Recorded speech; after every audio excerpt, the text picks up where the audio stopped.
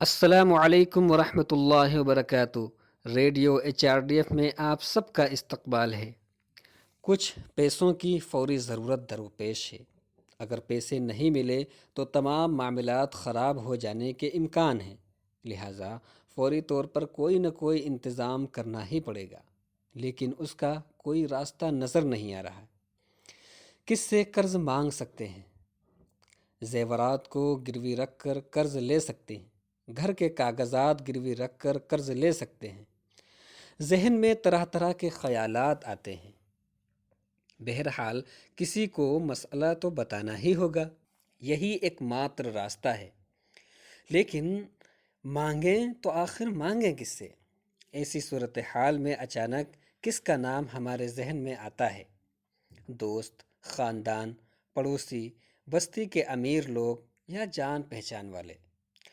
تو اس طرح سے بہت سے لوگوں کے نام ہمارے ذہن میں آئے ہوئے ہیں۔ پھر آمنے سامنے یا فون کے ذریعے یا ذاتی طور پر مسئلہ ان کے سامنے پیش کرتے ہیں۔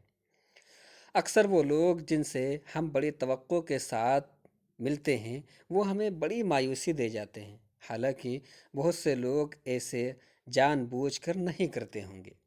ہمیں ان کی اصل حالت معلوم نہیں ہے، ہمیں ان کی اصل حالت کا بالکل بھی اندازہ نہیں ہے۔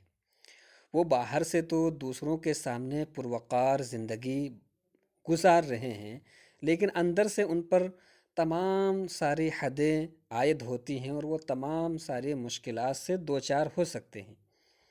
اب جب آگے کوئی راستہ نہیں بچتا کہ کس کے آگے ہاتھ پھیلائیں، کس کے آگے منت و سماجت کریں، تو اللہ ہی نظر آتا ہے۔ پھر اس سے فریاد کرتے ہیں، یا اللہ، بس تیری ہی وہ ذات اقدس ہے جس کے بس میں سب کچھ ہے۔ تو ہی ہماری حاجت کو پورا کر سکتا ہے، تو ہی ہماری ضرورت کو پورا کر سکتا ہے۔ پیارے عزیزوں، کسی کی طرف سے کوئی مدد نہ ہونے پر ہی نہیں، بلکہ اگر کوئی مدد ہو بھی جائے تو اس میں بھی اللہ تعالیٰ کی مصلحت کار فرما ہوتی ہے۔ فی الحقیقت یہ جانکاری ہم سب کے علم میں ہے، لیکن بعض دفعہ ہم اس کو پہچاننے میں ناکام ہو جاتے ہیں۔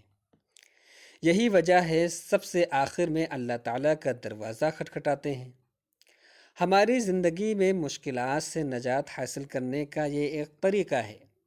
بیماری ہو، قرض ہو، رشتے ہو، کسی کا بھی معاملہ ہو، زندگی میں خواہ کوئی بھی پریشانی لاحق ہو، سب سے پہلے ہمیں اللہ تعالیٰ کو ہی پکارنا چاہیے، اس کے ہی دربار میں حاضری دینا چاہیے، اس سے ہی اپنی تمام مراد بیان کرنی چاہیے۔ تو اس طرح ہمارے لیے حل کا راستہ ہموار ہو جائے گا۔